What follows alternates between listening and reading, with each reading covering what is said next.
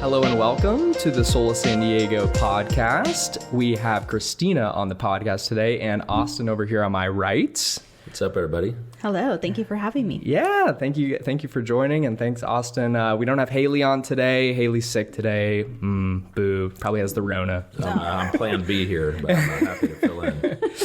Yeah, I mean, like, we've totally all went to Sacramento together during the shutdown, so Yeah. that's We a go back plus. far. Yeah, we go back far, way back during the shutdowns. Kristina, kind of getting into you and what you do and what you have been doing. How did you start in the beauty industry, and what was your kind of like takeoff point? When did you think that you were going to become like a dope hairstylist? Oh, boy, thank you. Let's see. I've been doing hair for about 17 years now, so I've been in it a very long time. And I have worked at quite a few salons here in San Diego. My career has always been in San Diego. I assisted first, which I always think is really important to do, straight out of hair school. I went to Paul Mitchell School downtown. And then from there, I worked at a few salons. And then at one point, social media became very popular. Instagram started to take off. And I was like, okay, this is cool. Like, I want to get into this. I want to be a part of this. So I'll be honest, like, I got into it at the very beginning when the algorithm was great. Everything was chronological order from when people were posting, and It was really easy to be seen back then. And I think now when you're on social media, you're having to work a lot harder to be seen because the algorithm is constidently changing, right? So What year was that? Because I was a very late. Yeah, did you ever MySpace or something? Like, Yeah. I didn't do MySpace, and I was a late one to Instagram. But when was that? Do you remember? You know, honestly, I think maybe like 10 years ago, like 10 years ago, I think is when I maybe started my hair page. Hair by Kristina Marie on Instagram with a K. So Give it a little shout. Yeah, exactly. So I got into it early. So I kind of want to preface that because I think a lot of people are focused on follower counts and how do I get these big following counts. And so mine, a lot of it, I'll be honest, is timing, right? So anyways, we'll kind of come back to that later, I think. For sure. Then, so got into the Instagram game and started working with brands, and we'll kind of go over that too a little bit later, I think, as well. Yeah. And how I started doing that. But now here I am, and I'm at Sola, and I'm so excited for this next step in my career. But yeah, definitely. Yeah. How did you like, sorry to backtrack, but like you said you went to Paul Mitchell. Yeah. And then you went into you just got into a traditional salon. Yes. How long have you been in the beauty industry? So we have a little bit of a I did night school at Paul Mitchell for about 2 years, and then I'd say behind the chair for 15 years. Wow. Yeah. And I have a lot of clients that have been with me the entire time. They've been to every salon move. We're so lucky as hairstylists to see our clients go through getting married and having babies and all these like life events and everything. So I love being a hairdresser. Yeah, definitely. It's awesome. And we got Austin on the podcast because, we are missing Haley, but we also love Austin. Well, and I appreciate that. And I don't know if jumping through, right, during the COVID shutdowns, me and the Sola team and Austin and Chris, we drove up to Sacramento. We expressed our displeasing nature of being shutting down in the beauty industry here in San Diego, and we wanted to voice our opinions at the state capitol, and this is where we met Kristina, thanks to Rochelle, who's at our Claremont location. Shout out Rochelle. And we went out to a happy hour after we protested and had some beers and drinks and just had a good time and met Kristina that way. But Kristina was not with Sola during that time, and so we kind of built the relationship along that way. And that was probably August of 2020. Yeah. 2020. Yep. And we, I think it was the second shutdown of the three, which I don't like thinking about. I know. But I think it was the second one. And then who was that that put on that rally and that protest up there? Ooh. He's got I think he's a big part of it. I don't know if he started it, but he has the Bassett. Yeah. Warren Bassett. Yep. Yeah. And I remember meeting him up there, and actually you introduced me to him because we kind of got to know each other before we went to the to the protest, the Capitol, we had brunch and a couple mimosas or Bloody Marys, which was kind of nice to actually go out somewhere. To actually go out somewhere and pretend like the world was normal. But then I remember you introduced me to Warren Bassett, really good guy. I've not been in touch with him for a while, but I should reach out. But yeah, we went and made our voices heard. There's hairstylists and estheticians and nail techs from all over the state. But that was a weekend I'll never forget. Same. For sure. Yeah, it definitely had like a lasting impression on me going up there and meeting all of you and everything. And I know we shout out Rochelle, but seriously, Rochelle is like the reason that I'm with Sola today. She's amazing. And she was so kind, and she heard that I was flying up there. I was just going to fly up to Sacramento and then come back that same day. But I think that all of us are feeling so passionate about these. We were kind of outraged, right? About these shutdowns and everything. So I just knew that I needed to be there. And so she reached out to me and she said, hey, I saw you're going to go. I can pick you up from the airport. I'm like, wow, that's amazing. Great. So she picked me up, and then, like I said, we went and had some drinks at brunch and everything. And all y'all are so nice to me and everything. And we just had such a good day that day. And that just always really stuck with me, you know? So thank you for welcoming me into your family, even though I wasn't a part of Sola at the time, Yeah, thank you. It was great. Yeah, we had a good crew, and you fit right in. I'm definitely stoked that you are now part of the Sola San Diego family. Yeah, we appreciate it for sure. Thanks. How did that like timing kind of link up, if you don't mind me asking, with like the whole Sola? And I know you've been with us, now for like a month? Yeah. I mean, that's huge. Yes. Yeah. Happy month anniversary. Thank you. Thank you. Is that a thing? I don't, We'll take it. Yeah, I think we give drinks for that. No, it's been a month now that I opened up my salon suite, Dark Dahlia, and I am at the Lake Murray location, which is so great because it's close to home for me, and it just really worked out for this time in my life that I needed to kind of just like make some changes. And actually, I was listening to a podcast with Rob Deerdeck recently, and he was saying, about time. Like, we always make these excuses. Oh, I don't have time to do that. I don't have time to do that. And he's like, you need to create time. And that really resonated with me because I feel like that's what I've been able to do by moving to my suite is I got rid of my commute, right? I was commuting anywhere from 25 to 40 minutes to get to the different salons that I was at. I always stayed really like central to San Diego. Yeah. So to kind of move more east was a little bit scary for me, to be honest, because every time I made a salon move, I'm like, within a mile is my salons were always within a mile. That's easy for people to just go there. Yes. So coming over to the Lake Murray location, I was like, okay, but you have to remember, like, your clients love you. They're going to follow you. They're coming to you, right? And not the salon. So it's been really wonderful. And I was telling you guys earlier, like, I am so beyond happy to be at my salon suite. It's so nice to just like have it my way. And I don't know, like, I'm a perfectionist. I'm OCD. I'm a Capricorn. Like, I want things done a certain way. So when I can decorate how I want to decorate and carry whatever products I want to carry and like all of that, it's just like, it's so nice to have that freedom with being in the suite. And definitely. Yeah. I guess a shout out to Chris for, like we were talking about before, making that happen. Yeah, absolutely. He's kind of our director of getting people moved in. Yeah. And actually, totally. Amongst many other things. But, I mean, I reached out when I was thinking about making a move. I reached out to Chris on Instagram. I said, hey, I noticed that you guys opened up the Lake Murray location. Do you guys have any available still? He's like, yep, you want to come tomorrow and check it out? I'm like, done. Because when I get my mind set on something, I want it to happen now, right? So it was great that he was like, okay, show me. And then went and looked, and the rest is jinx. Yeah. The rest is history. You owe me a Coke. To kind of talk, like, building off of the products that you carry right at your salon, Danger Jones is your like who you educate for, who you brand ambassador for. Yes. So talk a little bit about them. I mean, I've checked out their Instagram page. And what you got going on here soon. Exciting things.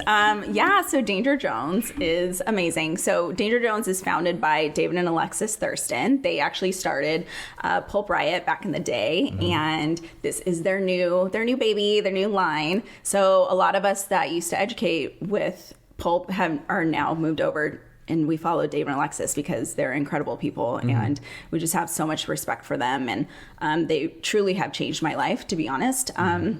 So whatever they're doing, I want to be involved. Yep. And we just launched the brand back in April of this year. And we are doing really exciting things. So we're a semi-permanent line, and we now have bleach, and we have some other exciting things coming out I can't talk about, but they're coming soon. And I was invited to go to Australia. Ooh, so yeah, I'll say, hey, mate. Yeah. I know. I always I think I'm going to come back with an Australian accent. It's going to be great. You're going to be like, It's like when you're it's like when you're talking to people like that have like accents, you like kind of assume the accent as well. Like when you're in Texas, you kind of got a little twang to it, or especially if you have a couple drinks in you. I don't know about you guys, but like I turn into a totally different person. You turn into an Aussie. Yeah, I turn into an Aussie. That's what's gonna happen to me. Yeah, right. But yeah, awesome. I'm excited to go. We're going in just a few weeks, so we're gonna launch our product down there, and that's gonna be awesome. That's gonna be perfect. So how much of a crew? How many people are going? So there actually was only 2 artists that were invited. Wow. So myself and my friend Amanda, and we're going with David and Alexis. So it'll be the 4 of us, and we're gonna meet some other artists down in Australia as well that are more local. And we're going to 3 different cities there, and it's just gonna be a cool time. Yeah, it's gonna be great. Where's Danger Jones based out of? LA, out of Encino. Okay, got it. Yeah. So they're close. Very cool. That's awesome. That's awesome. Kind of building off of that again, right? Is like, how did you even get to the spot of brand ambassadoring and brand influencing, right? You talked about a little bit before about building your Instagram following, and you were talking about how you were almost ahead of the curve is what you were basically saying. Mm-hmm. But how are you acquainted with the right people, right? With Alexis and David. And David. Yeah. How did you get into connections? So it all comes back. What it comes down to is networking. Mm-hmm. So every hair show, every hair event, I was there. Okay. If I had to buy a ticket and fly there, I was there. Mm-hmm. I always put my face in their face. Okay. Hey, remember me? I just saw you at this show in California. I'm here in Orlando now. Mm-hmm. Like I was constantly in people's faces. You're networking. Mm-hmm. So I have worked with brands like B3 and Leaf and Flower. Mm-hmm. And how I got connected with B3 was because I connected with Hair by Franco on Instagram, right? So you're making friends through social media, and I've met some of my best friends through Instagram. It's pretty wild, right? That we're all able to connect. Mm-hmm. So a lot of it is going to be like you're networking, who you know, that kind of thing. But like I said, you want to kind of really put yourself out there. You know, with Franco, it was like, he's like, I think you'd be great with B3. I'm like, yes, introduce me. So then he introduced me to like, you know, the owners. And then that kind of took off from there. I was able to get like a sponsorship with them. And then with, you know, David and Alexis, again, when Pulp was starting out, I'm like, okay, I'm going to go to every event and they're going to know my face. They're going to learn who I am. Mm-hmm. And I was constantly tagging them on Instagram and like showing them my work, right? Mm-hmm. So with their product. Mm-hmm. It's like, first you want to make sure that you're putting out quality work. And nowadays it's a lot of it goes into the photography of the picture too, because you want to show your work in the best light and everything. Yep. Now, with that said, do not edit your photos, because I will tell you right now, I have the eye for it, and I will find you. I know who edits their pictures. I'm telling you, it's very obvious nowadays. Do a lot of people do that? Like to up the saturation type of thing? That's a thing? Yes. So it's one thing to blur out your background, darken the background, maybe touch up makeup on your model if you want, like whatever. I don't usually do that anymore. But with the hair itself, do not touch the hair. Mm-hmm. You can tell that is not a natural blend. Those are not colors that are actually on the hair, that kind of thing. So if I can tell, the companies can tell. Do you think they're going to repost you? No, they're not. No, because they're not. It's fake, right? Yeah. So and if you're appealing to clients, that's more or less false advising. 100%. You come in and ask for, that hair color, and you're like, okay, that was a filter. How do I formulate these colors, right? Like, you just screwed yourself. I just raised the saturation to 10%. Exactly. That's about it. Right? Yeah. That is actually fantastic advice, because I didn't really think about that. But I do remember when I first started with Sola, there was someone in the salon that said, like, oh, you're the new social media person. That's the first thing they told me. Do not edit the hair posts that you repost from other people, like onto Sola. Like, I can't remember who gave me that insight, but I do remember that from back when I started. The pros can sniff that out. They can sniff it out. Absolutely. Yeah. You can see it. Yeah. And with that said, you have about like 75,000 followers or something. So was I assume that obviously that built over time. Yeah. You have a big influence over. I assume a lot of your followers are beauty professionals, at least, and clients and whatnot. But is that something that you had to kind of build that up, those followers up, before the brands would kind of pay a little more attention? Obviously, networking, no matter what, is key. Yeah. But no, and you know what's so great nowadays is that there's a thing called micro influencers, right? So the companies are actually looking at people who have 1,000 followers, 2,000 followers, less than 10,000, and actually people like me that are more and closer to the higher range, you know. They're looking at us still, but I will say that the micro influencers are being more looked at, which I think is so great because it's giving more opportunity for people. And I think it was about maybe when I hit 13,000 followers was when I joined B3. And then as time went on, I kind of organically grew my followers. Again, we can tell if you buy followers. Just to let y'all know, we know there's signs. Okay. One is if you have 75,000 followers, but there's 42 likes on each post. Well, right. You said 42, not 42,000. Yeah, 42 likes. Somebody's not paying attention. Something's not it. Something's off here.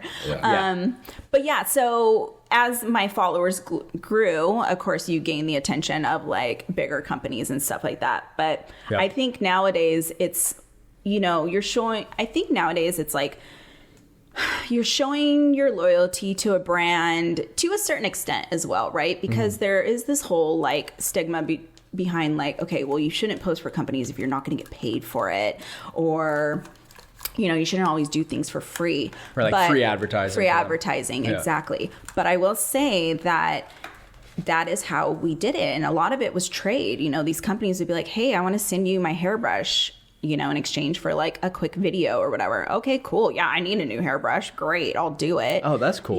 So a lot of what I did at the very beginning with my influencing was just for trade. Yeah. And then as time went on, the company started to kind of catch on like, hey, like let's start, well, some of us kind of raised our voices like, hey, we should get paid for this, Right. So they started listening. Which I agree with. Yeah, right. So then they started saying, okay, we'll give you X amount of money for this, blah, blah, blah. So now it's all about like making deals with the companies and stuff like that. But yeah, so. But in the hair, sorry, you go. I'm just curious, is that something at what level of kind of influencing? Because I'm not as familiar. Would you want an agent to help negotiate? Like you said, I would do this video or this post, and I got X amount of followers. What point do you want representation? That's a good question. I mean, I haven't gotten to that point with my 75, so maybe somewhere in the 100,000 range, like somewhere above there. I would say that you definitely want that help and communication with the companies and stuff like that.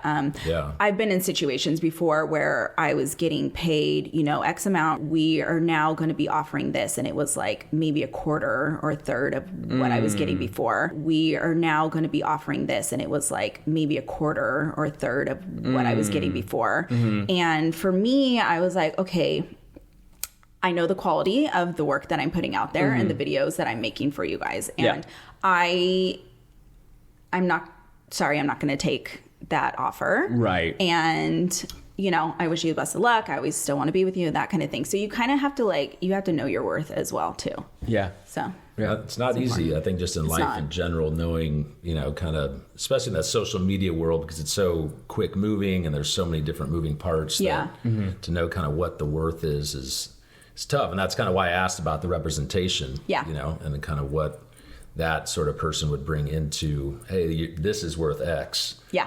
And I assume there's a threshold where you get there, and then it's interesting. But I think when it starts to become a job to start to talk to these brands is like when you need someone to handle it. Absolutely. Yeah. Because I will say it is a second job when you're influencing because you're doing your client, but you're having to constantly stop, set up your camera, play, record. All that stuff is adding minutes onto your service time, right? So then you're going home and you're editing a reel for another hour and a half I'll spend sometimes, it's a lot of work. Yeah, and jumping from app to app, right? Yeah, that's like a popular TikTok app, right? Like staying ahead of the trends. Yeah. Is definitely big. Yeah. It's huge. It's a lot to keep up with. It is. Now, would you say, that creating that sort of following is a means to an end, and the end is a clientele base that pays well, that will follow you anywhere, that, that books out 6 months ahead? I mean, is that the end? Or because I think sometimes, and this has nothing to do with the beauty industry, but, sometimes people kind of get confused that the social media is the end, but really that's a means to the end, and the end is getting paid. And if you're getting paid by having a kick-ass clientele like you have, is that am I right about that? Or is that... So you want to make sure that you have the clientele, because guess what? They're your bread and butter. Yeah. That's how you're paying your bills at the end of the day. If you don't have a clientele, then you don't have anything, right? So you have no content. You have no content to create. Exactly. So you have to make sure that you have that first. And then with the influencing and stuff, sure, you can get paid really well. And I can personally say that I have in the past. I've made really good money. Again, it's a second job. So for sure. I've gotten paid for that. And that's wonderful. And it's so nice to have that. But at the end of the day, it's all going to come back to your clientele, and that's what's most important. Yeah. You mentioned travel as well with those brands, with the brand you're with. Yeah. Danger Jones, is that they allow you to travel across the country and to multiple countries. So definitely. That's another, like what we're talking about, like end goal. Like if that's like something that you put above like X, Y, and Z, then that's also really cool. Absolutely. Be able to do that. Absolutely. I'm a big believer in, the goal of life is a lifestyle and happiness. Everyone else says happiness. Obviously that's obvious, but is a lifestyle, right? And I think this industry as a whole provides an incredible lifestyle. I'd say for me personally, for myself, for seems like yourself, Andrew, and most beauty professionals I know. And that includes being flown down to Australia for 10 days to get to know the culture, to work down there, to meet people. And that is the true end. And that's cool. Yeah, absolutely. That was always a goal of mine. And like, I really am a believer in like manifesting. And I remember one of the first times that I met David Thurston, and we were at a hair event, and he asked me, like, what is your goal? What do you want to do? And I said, well, I want to go international with you. And he's like, okay. And he always remembered that. Like, done. And he took me to Germany, and he took me to Copenhagen and London and Dublin and Belfast and now Australia. And it's like, my life has, life has changed, because these are places that I don't know that I would have gone otherwise. Right. So amazing opportunities. Amazing. Yeah, very grateful. We're somewhat running low on time, so wanted to throw in a little fun Halloween game. It is October 12th. 11th. 12th? Yeah, 11th. So we're coming up a few weeks till Halloween. So I had a few questions for both of you guys. And, if you don't mind me answering a few of them as well, please. That'd be cool. What would be your guys' favorite Halloween candy? What are we thinking? Ooh, I love chocolate. So Reese's. Little Reese's. Yeah. Kit Kat. Is that what you would love when you had your little pillowcase full of candy, and you'd find a Reese's and you'd be like, this is the one. The golden ticket. This is the golden ticket. Yeah. Now, actually, I do want to ask, what's the worst one? Because, I think we were a little bit. I was about to chime in even on that. So I have a lot, of favorite candies, but the worst is candy corn. Oh my god! I remember as a kid, my mom would always have it for some reason, bags, like for the whole month of October. And then in my bag, after Halloween, that would always be the last things in the bottom of those, and Tootsie Rolls. Oh yeah. Fuck a Tootsie Roll. Honestly, I'm in the same boat. Like, it's just the texture for me. I don't want to work so hard for a freaking candy in my. That's just weird. Yeah, it's not good. Don't agree with the candy corn though. It's not fuck a candy corn. I know a lot of people are like hardcore, like, I hate candy corn. Why? It's just sugar, and it looks cool, and it's great texture. Yeah, it's horrible for you, but gets the job done. I respect it. I just don't like it. Yeah. But I do not respect the Tootsie Roll. Yeah, no. We can all agree that fuck a Tootsie Roll. Yeah. What about, what's your favorite one then? What did you say the favorite one? Oh, that's a good question. I mean, I got a sweet tooth even. I mean, I probably always will. But as a kid, I would say I always liked a Fun Dip. Fun Dip. Remember Fun Dip? Yeah. And Halloween, you know, when you get your mom would treat you at the gas station. It had 3 pouches, but the Halloween size was one. It was 3 pouches and then 2 sticks. Yes. But the Halloween size was 1 pouch of whatever flavor and 1 stick. Right. And you always had to really plan about when to take a bite of the stick. So you don't run out of stick. There's a strategy here. Right. That's a very baseball thing of you. I feel like when I was in Little League, I had a lot of Fun Dip. That's what I remembered it from. I never got it in my candy bag, I don't think, so I'm kind of jealous of that. But I'm older than you. Maybe it kind of phased out after.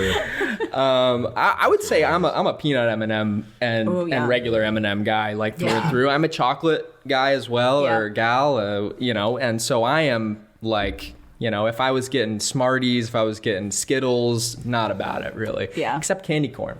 Definitely into candy corn. So I respect that. What about favorite Halloween movie? What do we got for Halloween movies? That's tricky for me because I don't like scary movies. I can't watch them. Ever since I had kids, None of us like scary movies. Oh my gosh, how funny! I'm not about it. I'm not about scary movies. But I do love Hocus Pocus because I'm a Disney girl. Okay, it's a very fun, family-friendly Halloween movie. Yeah, it's classic. I know it's not a movie, but it was produced like a movie as the Thriller music video. Oh yeah, which randomly was I don't know where it came on TV, but I saw it a few months ago, and it's pretty badass. It still hits. It still hits. It does. It's still so good. There's a whole storyline to it, and the dancing was revolutionary. Honestly, for sure. My wife grew up as a dancer, and she's like, there was dance before Michael Jackson, and there was dance after Michael Jackson. Yeah, and Thriller was a big part of that. Yeah. That's an interesting. I like that. I like that answer. It's probably 12, 15 minutes, probably not quite 15 minutes, but it's a good long video. You're right. It has storylines and it's got like different characters, right? People are wearing like wolf costumes and stuff. And that's cool. I would say mine is probably Beetlejuice, just because it's just so interesting and weird and funny and like little jump scares. I'm not like an Exorcist person, like a big like scary, super scary, like gross, violent, blood, gory movie person. I just will not do it. So I always see those previews like coming around, like around now, they'll push out those previews of the really scary movies, and I'm always like, who the fuck goes and sees those? Who goes and sees those? I want hands right now. Yeah. I know it actually, I just saw it, it's kind of off subject, but Friday the 13th in October, which is in 2 days, is gold for the horror movie industry. But get this, I just read this, that's when Taylor Swift is releasing her Eras tour in the movie theaters. So the producers of Exorcist 2, which is getting a bunch of hype amongst the people who like horror movies, again, that's not us. Not my, I have seen The Exorcist, I do like it, but probably wouldn't. It's like a one time thing. Yeah. But they decided that they didn't want to go toe to toe with Taylor Swift, so they bumped it to last Friday, which was October 6th. And they're basically like, I'm not trying to go to battle with her. No one wants to go to toe to toe with the big gal, the queen. No way. No. There's no way. No. That's a smart business move on their end. We can appreciate that. Anything else that we're missing? I think that's all the time we had today. We would love to have you as a recurring guest, maybe with Rochelle on the podcast next. Maybe that'd be great. Yeah. Go ahead and shout out your social media pages. I know you did like a little bit earlier, but like where you are, what your business name is, and little just reminder. But Hair by Kristina Marie, spelled with a K, and my salon's Dark Dahlia at the Sola in Lake Murray. I do want to shout out that on the 24th of October, I'm doing open chair night at the Ken Club. So if you guys want to come see me do some hair on stage, I'll be there. That's awesome. Wow. That's Love it. Perfect. What date was that? 24th? October 24th. Great. Mm-hmm. October 24th. See you guys there. The Ken Club? At the Ken Club in Kensington. Cool. Oh, yeah. I love that place. Yeah. Edge Academy puts it on. So I was invited to do that. Yes. Yeah. I've seen them on social media. That's awesome. Yeah. Perfect. Awesome, guys. Well, we appreciate it. Yeah, thank you, guys. Thanks for having me. And as always, guys, make sure to like, comment, and subscribe on YouTube, and hit that like button on Spotify and Apple Podcasts, and we will see you in the next one. Thanks, guys.